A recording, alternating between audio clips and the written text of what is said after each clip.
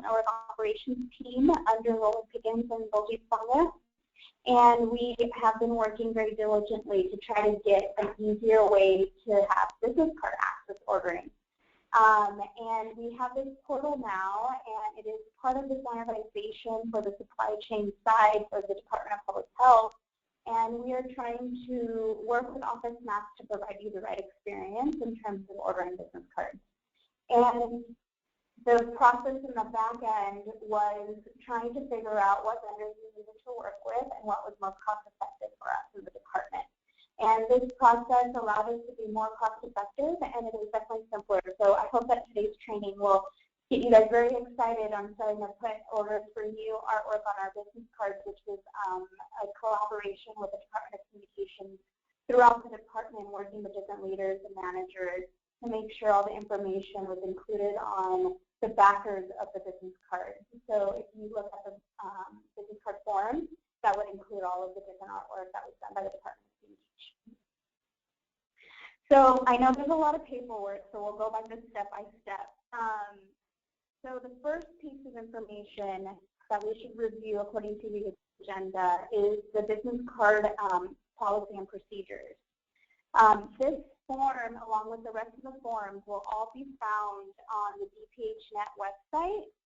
So if you go to inside CHNSF and then go to the DPHnet,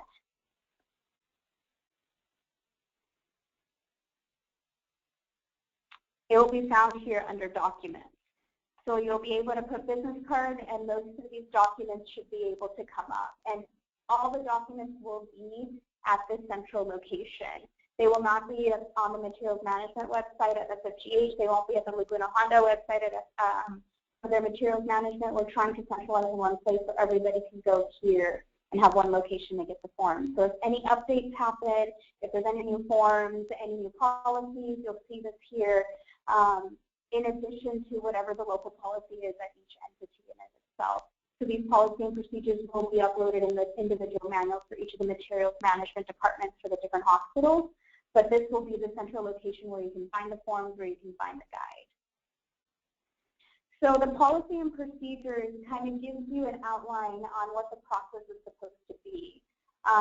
DPH-wide, this is how things will be working in terms of authorizing users on how to use the portal, setting up new users, understanding what the step-by-step process is, and placing an order, and who will be gaining approval, and how that process flows, and who would be in charge of that.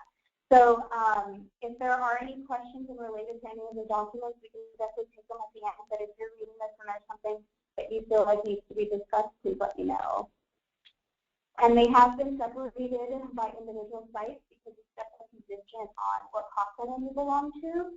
So, for example, if you look at Section 3, this is part ordering process contingent upon cost centers. It is broken down to the individual processes based on what cost center you are belonging to.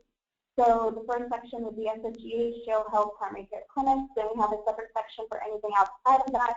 And then we also have Laguna Honda's information. Laguna Honda currently, if this is applicable to you, Laguna Honda is only placing orders through the materials management, so they will be the approvers and all the orders will be going to them. Whereas SFDPH now is kind of having the end users in each department owning the process of placing orders individually at each of the departments now. Before, we was kind of in charge of placing the orders, but now everybody at each department should have a designated user. And this process is kind of exactly the same as the process of ordering supplies. So however you are allocated as a user or approver to a cost center is exactly the same in business ordering. So that cost center information is there, your delivery address is there, your account user and credentials, everything is there. So it's just a different portal, but the same process. Does that make sense? And the second document is the business card order form, which is very exciting, very colorful, very unique for us now. One form is the Population Health Division form that has the teal sort of backers. And as you can tell, the front option is only the gray and gold field. And so when we go into the portal in just a few moments, you'll see that your first landing page, you'll have to pick the gray and gold seal. So it's very important to get that information filled out clearly. So say I belong to a unit and I don't have access to the portal.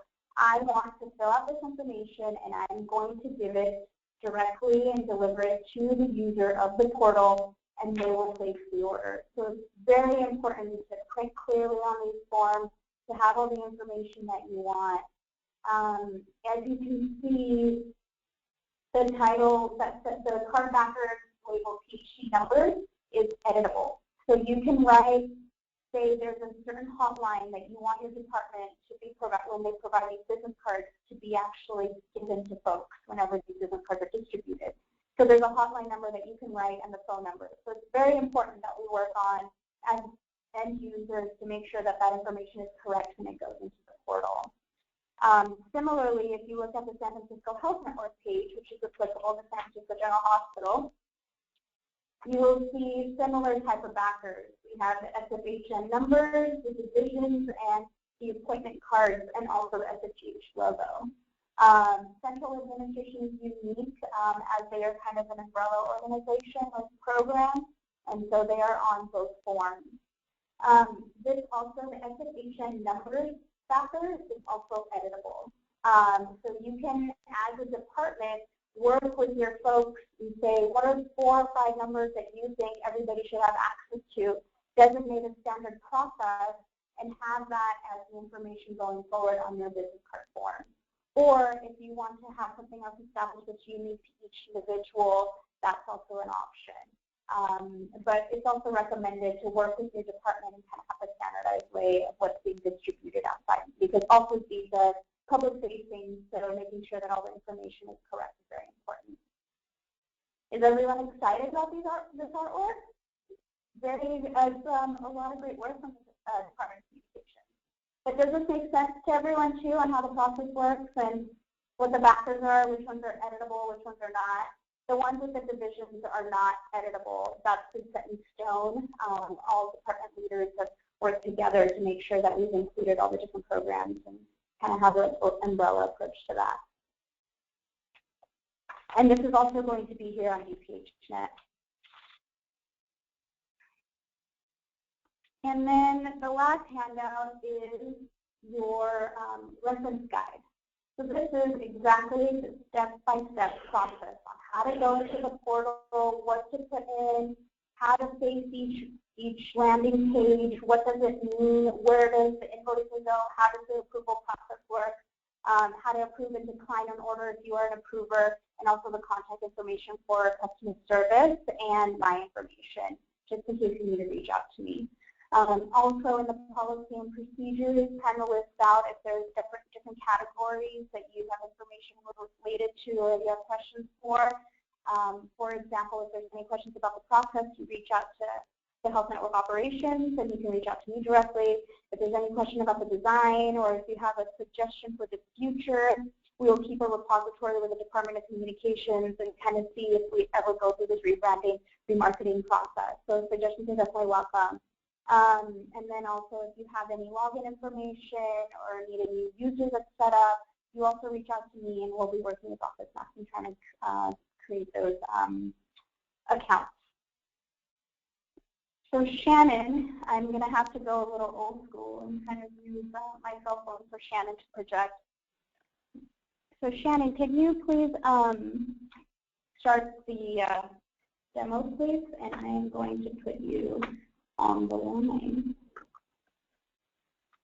Okay. Can everyone see my screen? It should be on the OfficeMaxWorkplace.com site. Can you all hear Shannon? Shannon, can you talk? Yes. Can everyone hear me? Can you guys hear her? Is it clear?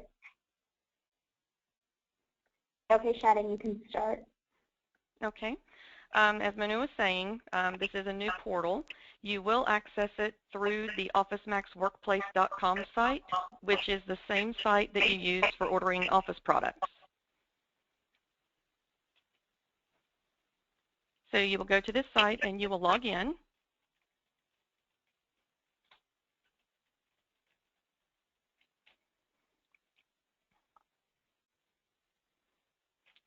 Let me try it again.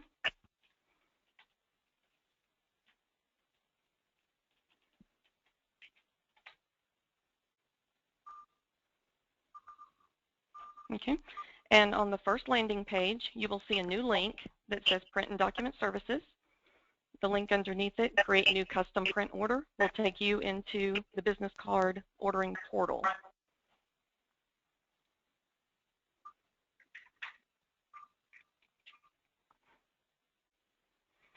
The very first time you log in, you will see this contact information screen. This will be the only time that you will see this screen, so please verify that all of this information is correct, because this is going to default to your delivery address.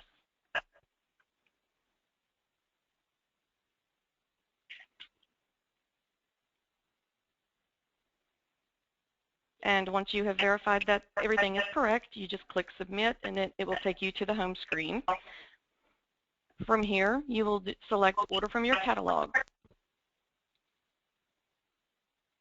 You can't upload this document, this order form, and then just assume that the text would populate into the portal. You have to definitely manually enter all your information.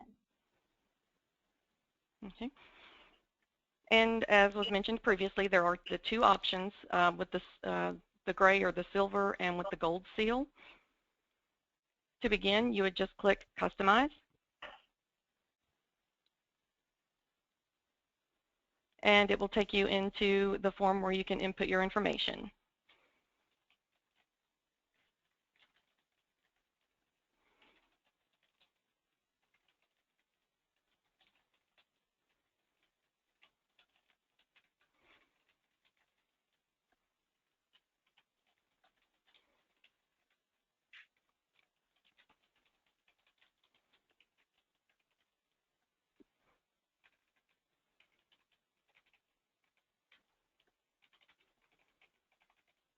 And on the third phone field, you do have the option of selecting whether or not it is cell or a pager.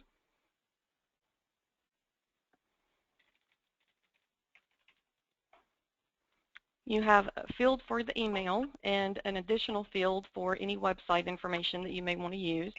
I would like to point out that on these lines here that have this 25 character limit, if you do go over 25 characters, you will receive an error message. So please pay attention to that information, that it is only 25 characters. Now, when it comes to the backers, just click here in this gray area, and it will give you a drop-down option for the different backers that you would like. The ones that are variable or customizable have numbers in the title. And so here you can just put in whatever you need, and you have up to 5 options.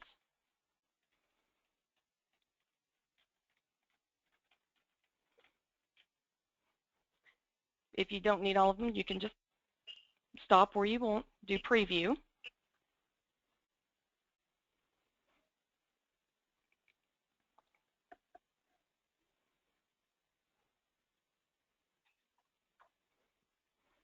And the card will preview with the information that you've put in, and you can scroll over to see it enlarged. You can click Next to view the backer that you've selected. And once you preview, you have the option of downloading a PDF proof. So this is really important. So that I put it on.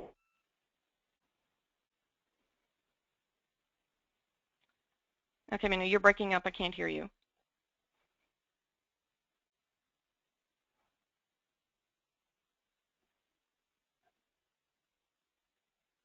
Yes, and sure that the text was accurate.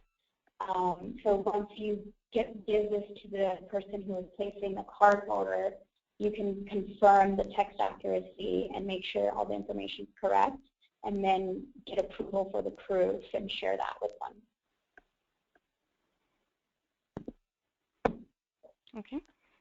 And so once you have verified that everything is correct, you can add it to your order.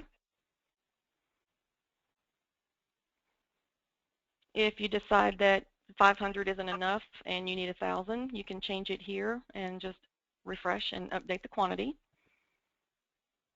and continue on through the checkout process.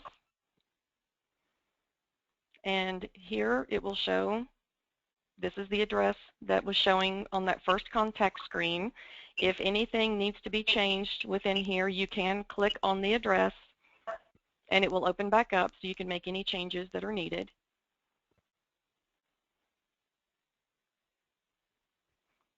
You can continue.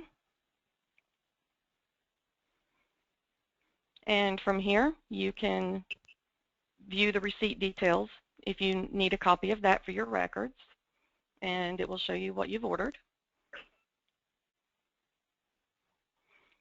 And then you can place order.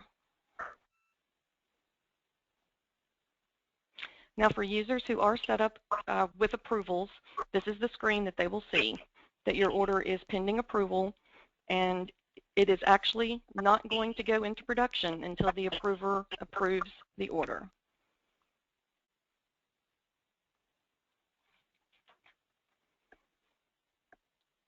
Do we have any questions about the order process? Yeah, there's a question. Can the approver also order the food?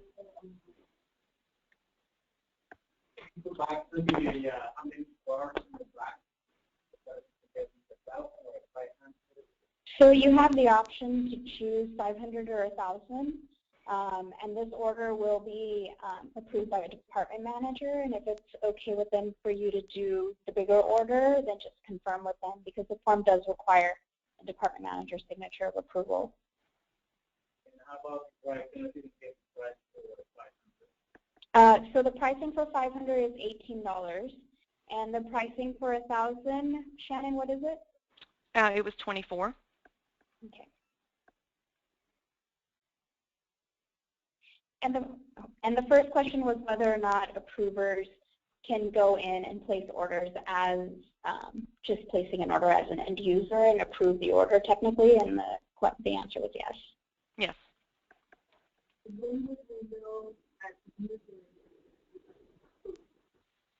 So as a user, you will know that an order is approved once your approver goes in and approves the order. And then it will be sent to the next approver should you have one. And I believe for SFDPH, we only have the first level of approval where the form has to have your department manager's signature.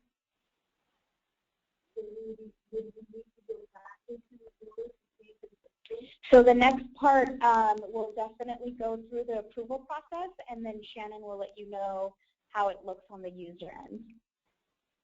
Was there another question? Oh, I was going to ask, why always is it set to 500? Because it seems like a lot of cards, but when $18, it's probably I don't think there is an option to half the order. The units that were established with 500 and 1,000, based on how the print production works with OfficeMax.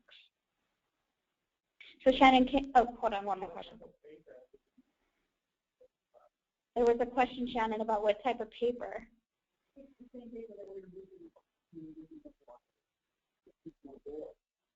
Yeah, for the other business cards.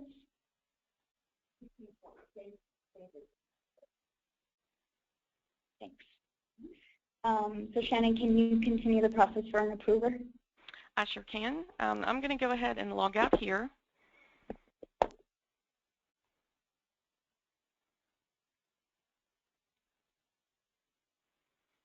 And I should have an email telling me that there is an order to approve. This is the email that the approver will see. It will tell the name of the person who submitted the order. It will give just an overview of the order, and it will include a link that they can log into.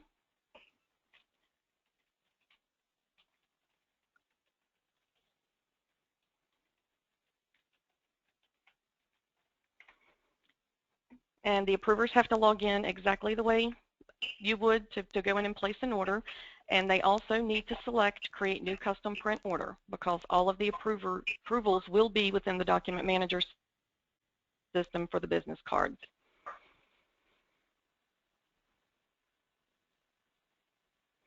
So when the approver logs in, they will see the tab here that says Order Approvals, and they will see that order number, who placed it, and the total. From here, they can click View to look at the details.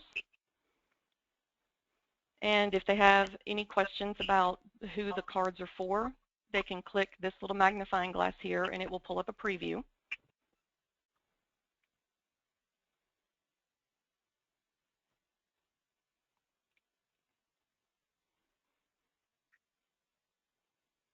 And you can just click on the thumbnail image to enlarge.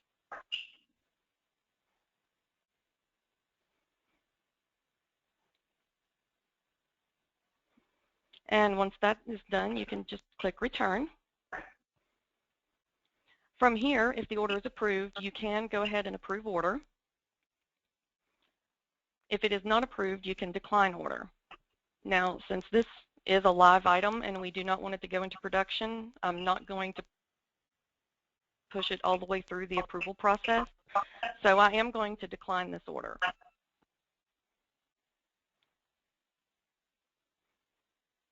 And once you select decline order, you will see this screen, and you can input notes here that are visible to the customer service team. They will not be visible to the end user who placed the order, but they are visible to us.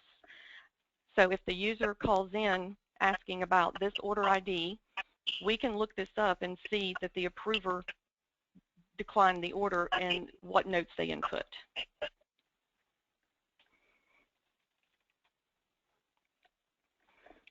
Do we have any questions about this before I decline the order?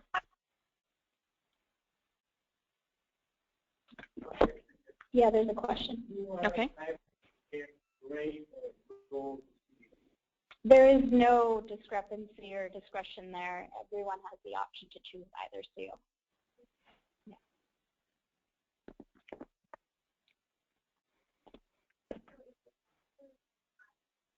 Okay. So when I decline this order, hold on, Shannon. So there was a question. Sorry. When an order is declined, it's okay. When an order is declined, that who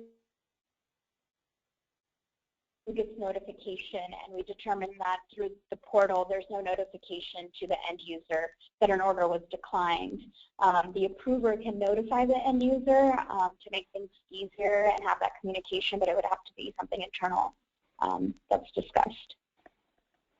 Although the end user can call customer service or contact me, and we can figure out why an order was declined based on that last screen. Yes. Yeah, there's one more question. Okay. Right. Right. That is correct. It is correct that it's no longer the same. Yes, it does not matter. Yeah, and this has been vetted through Barbara Garcia's office, so everyone's aware. Yeah. Any questions for Shannon based on the demo? Yes.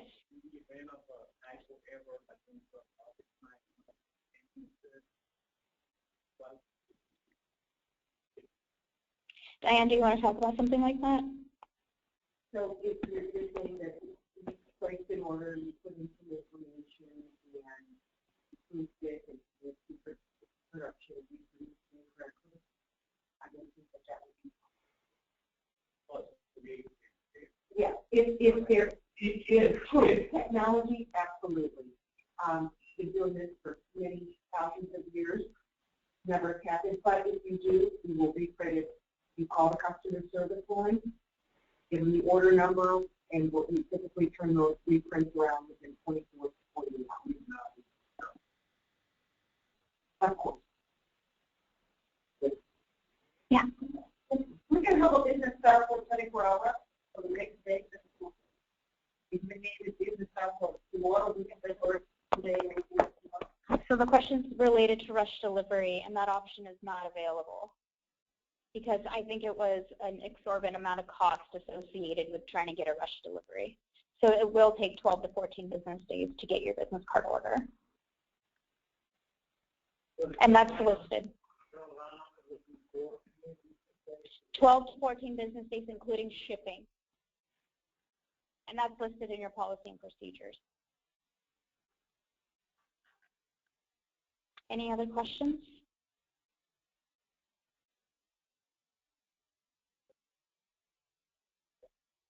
Yeah, and the ordering process is just through OfficeMax. The other vendors, you cannot place any orders anymore. This is DPH-wide, the standard process of placing an order for a business card. So it has to go from today onwards in this portal if you're ever going to place an order for a business card. Any other questions? Yes.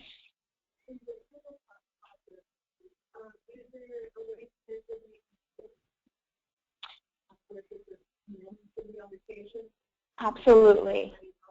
Absolutely. You'll have to let me know, and I will work with OfficeMax in figuring out how that setting up an account works.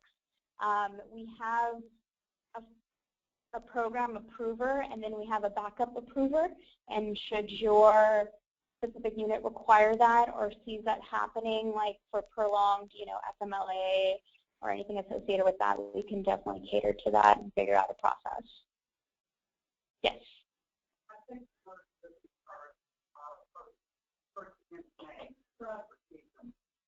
Is that order still going to go through the old way as Evan, or is it going to cancel that and you have to reorder? I will have to follow up with you on that, but my understanding is that since that order has already been placed and it's being processed, it will probably happen, and I will work with materials management in notifying the other vendors that they should not be getting any orders from us anymore. That's a great point. Thank you. Any other questions? Was the demo straightforward and useful? Okay, good. I'm glad. Okay, I think we're good to go, Shannon. Thank you so much.